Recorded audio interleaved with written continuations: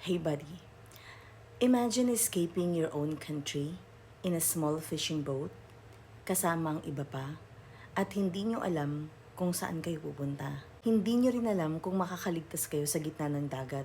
At, eto yung pinaka-worst, hindi nyo alam kung may bansa kayong matutuluyan. Yes, bansa. Noong 1979, libo-libong Vietnamese refugees ang nakaranas ng eksaktong takot na sinasabi ko. Sa gitna ng takot, kawalan ng kasiguraduhan sa kanilang kaligtasan, sapagkat nasa gitna sila ng dagat. At sa gitna ng kawalan nila ng matutuluyan, iisang bansa ang nagbigay sa kanila ng pag-asa, ang Pilipinas.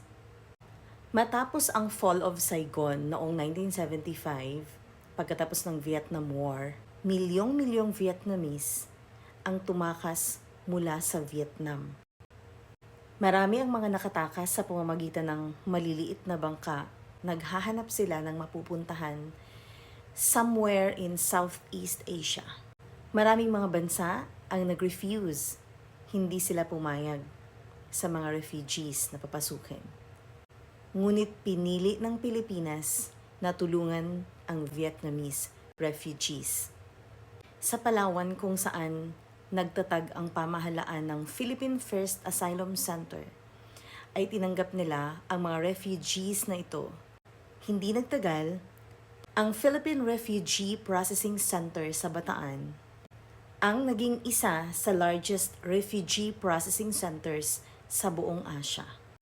Sa loob ng halos 15 taon o 15 years, nasa 400,000 or 400,000 refugees galing Vietnam, Cambodia at Laos ang dumadaan sa Pilipinas bago sila mapunta sa mga bansa gaya ng United States, Canada, Australia, and France.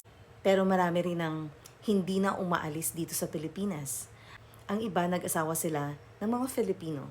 Bumuo ng pamilya, nagtayo ng negosyo, at ginawa nila ang bansang Pilipinas na kanilang panghabang buhay na tirahan. History often remembers wars. But sometimes, the greatest stories aren't about the battles. They're about the countries that chose compassion when the world was looking away. And this is one of the stories we should never forget.